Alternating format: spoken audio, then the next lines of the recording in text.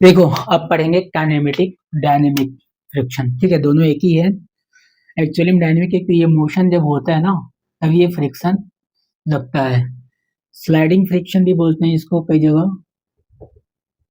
इसमें इमोशन होता है, इसलिए इसमें काइनेटिक फ्रिक्शन लगता है। बस म्यू का वैल्यू कम ज़्यादा होता रहता है। सेम टू सेम जो जो भी फोर्स लगता है, जैसे गाड़ी हुआ ये, ठीक है, ये रफ सरफेस, ये जा रहा होगा कोई एक्सलेशन से, ठीक है, गाड़ी, तो जो पीछे लगेगा फोर्स, फ्रिक्शन, वही होता है kinetic friction, kinetic friction force. ठीक है, फ्रिक्शन फोर्स। अब देखो, इसका value same to same kinetic friction जैसे ही होता है, बस इतना ही होता है, ये एडजस्टेबल नहीं है। ठीक, नॉन एडजस्टेबल, ये वेरी नहीं करता, ये फ्रिक्शन जो है कि तो ही लगेगा। ठीक, ये वेरी नहीं करता फोर्स के अकॉर्डिंग, नो वेरिएशन, ये होता है फर्क। और ये मूविंग ऑब्जेक्ट भी लगता है, बस सिंपल से ये है। जो ये सरफेस है, रफ खुरदुरा बोल सकते हो, रफ सरफेस है।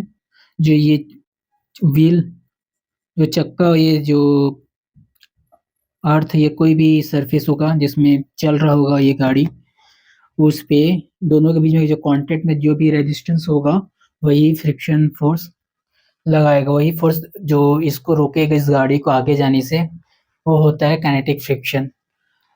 डायनेमिक इसलिए होता है क्योंकि इसमें सॉरी, डायनेमिक इसलिए कि मोशन होते रहता है। स्टैटिक में क्या था, उसमें रेस्ट रहता था, स्टैटिक फ्रिक्शन में, इसमें मोशन है। अब देखो, जो देख रहे हो एग्जांपल्स होता है काइनेटिक फ्रिक्शन का, इसमें अच्छे से हम समझेंगे कैसे लगता है। ठीक है, सॉकर क्या होता है, ये फुटबॉल। ठीक, जो फुटबॉल खेलते हैं, फुटबॉल में ग्राउंड होता है। अगर ये सपोज करो कि तुम हो, ठीक है, फुटबॉल है जो, अगर ये किक करता है तो रोल होते रहता है, ऐसे ऐसे ऐसे ऐसे जाता गा।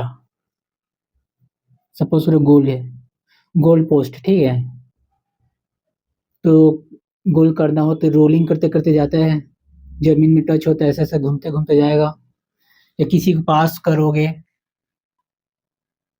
या किसी को पास करोगे, तो जो फुटबॉल होता है ऐसे ऐसे रोल हो, कई लोग हवा डायरेक्ट पास करते, कई बार रोलिंग। ठीक है,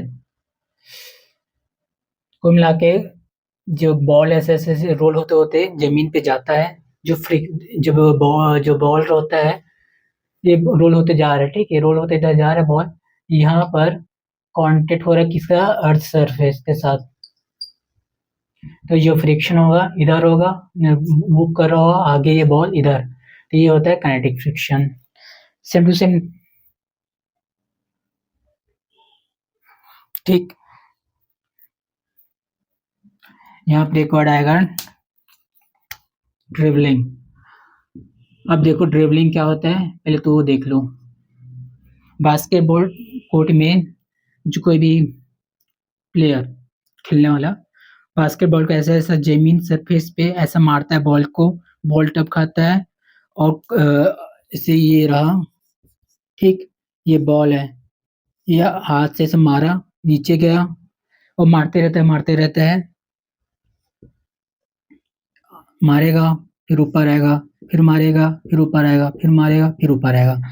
बार बार मारने से जो है इसको बोलते हैं, इस प्रोसेस को बोलते हैं ड्रिबलिंग। उसमें भी क्या होता है, जब मारेगा तो अर्थ पे कांटेक्ट होगा, तो अर्थ पे कांटेक्ट होगा तो एक फ्रिक्शन सरफेस है, फ्रिक्शन जनरेट हुआ। ठीक, और कई बार आगे चलते चलते मूव करते रहते हैं, जैसे ये बॉल मारा, फिर ऐसा ऐसा करते करते चलते हैं, उसमें मोशन ड्रिबलिंग बोलते हैं। उसमें क्या होता है, फ्रिक्शन लगता है। अब जो स्केटिंग करते हैं, स्कायर उसको बोलते हैं, जो स्केटिंग करते रहता है, जैसे मनाली बर्फ, कहीं मूवीज में देखोगे जो बर्फ में स्नो आइस में जो स्केटिंग करते हैं उसमें भी, और मूविंग करता है कौन, करने वाला। ठीक, उसमें भी फ्रिक्शन होता है, ऐसे स्केटिंग होता है। ये रहा एयर पे, ये स्केटिंग समझ लो, स्केटिंग किड है ये। इसमें ये डंडा रहता है आगे मूविंग करने के लिए, जो जाता है ये। इसमें भी एक ये स्नो है, ये आप लोग का पैर है, इसमें कांटेक्ट हो रहा है और यहाँ पर भी काइनेटिक फ्रिक्शन लग रहा है। ठीक है, तो ये भी एक एग्जांपल होता है काइनेटिक फ्रिक्शन का। देखो थोड़ा और एग्जांपल, इस और अच्छे से समझ में आएगा, आप लोग को क्लियर हो जाएगा। ठीक है, ये रनर, कोई भी रनर होता है। ये ट्रैक है, मतलब दौड़ने वाला, जो आप लोग स्कूल में करते होगे, जब ये लोग स्कूल में कंपटीशन या स्पोर्ट्स जब होता होगा। ठीक है, एनुअल स्पोर्ट जो होता है। चलने में स्ट्रेडिंग फ्रिक्शन लगता है, ठीक, ये याद रखे रहना। लेकिन दौड़ने में आप लोग का पैर जो रहेगा ऐसा रहता है पैर। सपोज जूता है, ये रहा, तो फोर्स लगाओगे ऐसा, और पीछे पुश करोगे। ठीक, तो इसमें भी इस केस में यहाँ पर आता है काइनेटिक फ्रिक्शन। जितना रफ रहेगा, जितना घटिया सरफेस रहेगा, उतना आप लोग को दौड़ने में प्रॉब्लम होगा। ठीक है, स्टैटिक में सिंपल सा रहता है कि जैसे स्टैटिक में डायरेक्शन जो रहता है ऐसा रहता है। दौड़ने में ये होता है स्टैटिक, ये होता है वॉकिंग, वॉक चलना वाला जो होता है ना, वो वाला। और दौड़ने में जो पोजीशन रहेगा ऐसा आ जाएगा। ठीक, तो इसमें यहाँ पर पुश करते हैं इधर, तो ये न्यूटन थोड़ा की वजह से इधर चलता है। स्टैटिक फ्रिक्शन में सिंपल से ये पुश होता है इधर। ठीक, इस रिस्पेक्ट में यहाँ पर कोई मोशन नहीं हो रहा है, सीधा आ रहा है, एक्स डायरेक्शन में मोशन ही नहीं है। इस केस में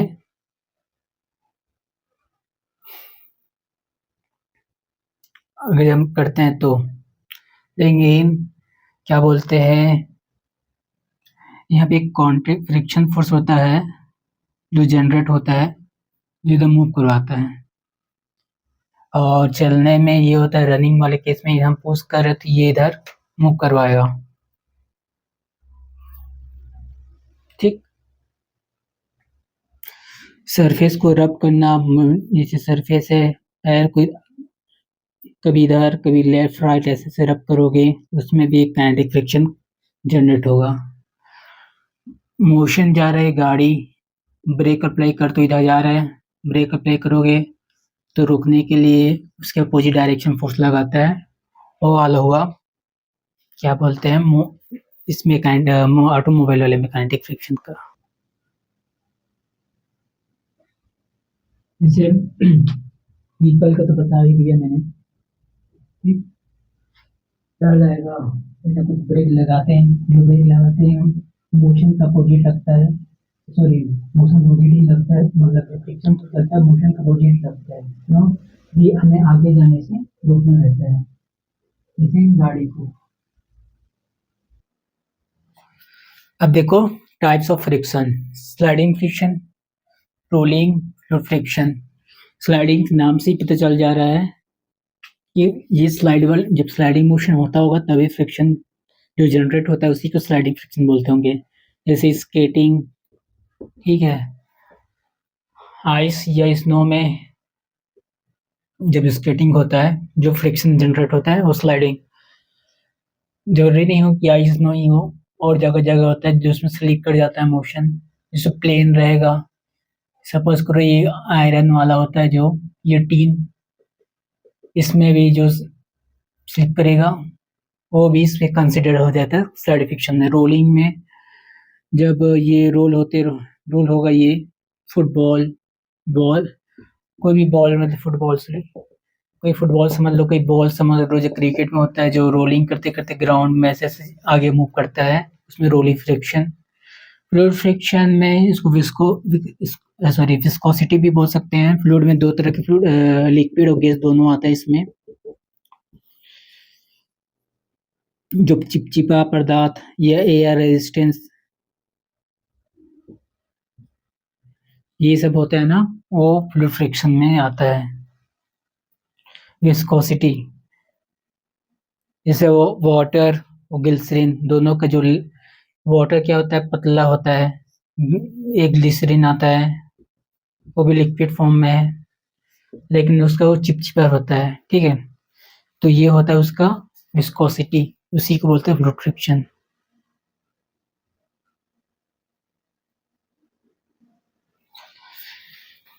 जो विस्कोसिटी होता है, जैसे ये रहा वाटर, सपोज है वाटर में, ठीक है, ये कोई ब्लॉक है, हम मूव कर रहे हैं आगे। जो विस्कोसिटी होगा वो होगा, विस्कस जो फोर्स होगा वो होता है फ्रिक्शन फोर्स। ठीक है, विस्कोसिटी प्रॉपर्टी होता है, ये बोल सकते हो, जैसे coefficient of static friction mu के हम लोग लिखे थे, वो म्यू है समझ लो इसमें, विस्कोसिटी। ठीक है, फ्लूइड में ये होता है दोनों में अंतर। अब देखो प्रॉपर्टीज ऑफ काइनेटिक फ्रिक्शन, कुछ प्रॉपर्टीज पढ़ लेते हैं जो समझने में हेल्प करेगा। ठीक है, ये फ्रिक्शन की जगह सॉरी आगे आएगा काइनेटिक। पहले तो हम डिनोट करते हैं म्यू के से।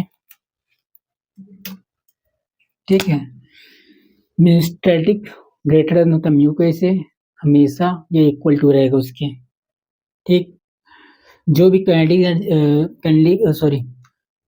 काइनेटिक मोशन में ये जो भी एनर्जी में कंजप्शन होता है, वो काइनेटिक एनर्जी के कारण हीट के फॉर्म में हमेशा कंजप्शन होता है। ठीक है, हमेशा नहीं, कुछ चीज छोड़ दो, लेकिन 99% हीट की फॉर्म में ही वो क्या बोलते हैं काइनेटिक का यूज होता है। सॉरी, काइनेटिक फ्रिक्शन जो काइनेटिक फ्रिक्शन की वजह से जो एनर्जी में लॉस होंगे, जो कंज्यूम होता है, जो खपत होता है, वो हीट के फॉर्म में निकलता है। ठीक है, फिर एक और चीज, काइनेटिक फ्रिक्शन ऑब्जेक्ट के स्पीड पे डिपेंड नहीं करता, क्योंकि ये देख लो, ये होता है म्यू के अपॉन एन। ठीक, ये जो है, ये जो प्रॉपर्टीज काइनेटिक फ्रिक्शन है, वो स्पीड पे ऑब्जेक्ट की स्पीड पे डिपेंड नहीं करता। ठीक, ये नॉर्मल है, ये नॉर्मल है, नॉर्मल फोर्स। इसके बाद क्या बोला उसने, it depends on the nature of surface. जितना रफ रहेगा, रफ ज्यादा रहेगा, काइनेटिक फ्रिक्शन ज्यादा रहेगा। ठीक, रफ ज्यादा रहेगा तो काइनेटिक फ्रिक्शन भी ज्यादा रहेगा, इसलिए डिपेंड कर जाता है। यहाँ पे आइस पे अलग रहेगा, रफ सरफेस पे अलग रहेगा। कोई रॉड वाला तुम ले या रॉड ले लो, उसमें अलग रहेगा। मटेरियल चेंज होते जा रहा है तो फ्रिक्शन भी चेंज होते जाएगा।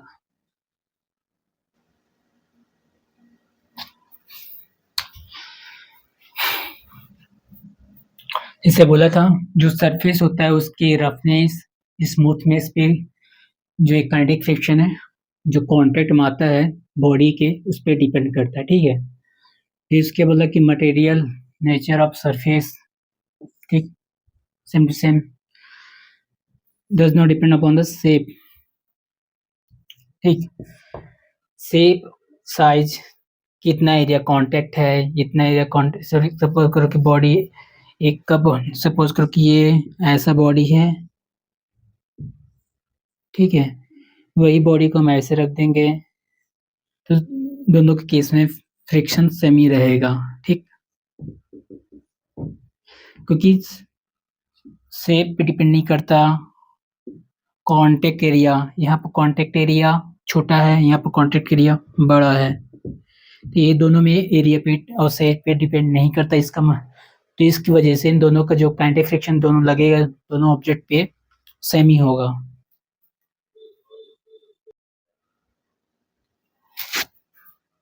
अब देखो थोड़ा एग्जाम्पल देख लो, ठीक है। सपोज करो कि ये कार है, ठीक। ये सरफेस है, इसे म्यू के दिया है, सपोज म्यू के दिया है 0.5।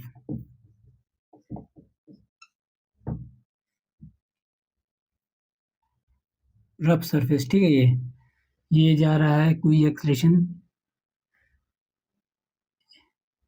ए, ठीक।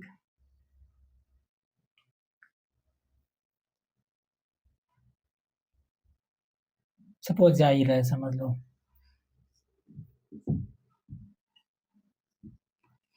कितने एक्सलेशन जा रहा है ये हमें पता करना है। मास दिया है 10 किलो, ठीक। गाड़ी का वेट है 10 किलो, छोटा गाड़ी समझ लो। तो इसमें जो रहेगा म्यू के, ये जो फ्रिक्शन होगा वो अपोज करेगा, वो किसके बराबर होगा, मास इंटू ये, ठीक। तो म्यू के कितना है, तो हमें फ्रिक्शन ये हमें ये, तो हमें ये निकालने के लिए क्या करना पड़ेगा, 0.5 इंटू एन, एन क्या है इसमें, एम जी। तो 0.5 इंटू 10 मतलब कितना, 50 न्यूटन ये हुआ। अब हमें निकालना है एक्सलरेशन, तो यहाँ पर सब्स्टिट्यूट कर देंगे 50, मास की जगह लिख देंगे 10 ए, ये कट जाएगा, ये इक्वल टू आएगा 5/स्क्वायर, ठीक। ये हो जाएगा आंसर। ये बोलने का मतलब, पहले जा रहा कोई एक्सलेशन ए से जा रहा था 10 किलो का, तो आइए समझ लो ये उस पर फ्रिक्शन लगता है, काइंड ऑफ फ्रिक्शन कोफिशिएंट ये देख रखा है। हमें एक्सलेशन निकालना है, तो कैसे निकालेंगे, जो फोर्स लगेगा उसको ए में के इक्वल कर देंगे, तो हमें ये पता चल जाएगा। ये तो न्यूटन, ये नॉर्मल फोर्स है, ये ठीक है, ये नॉर्मल फोर्स है, तो ये mg हुआ। हम ग्रेविटी को 9.81 को हमने लेके रखा है 10, इसलिए हमने यहाँ कर दिया 10, ठीक। बाकी कुछ है नहीं इसमें।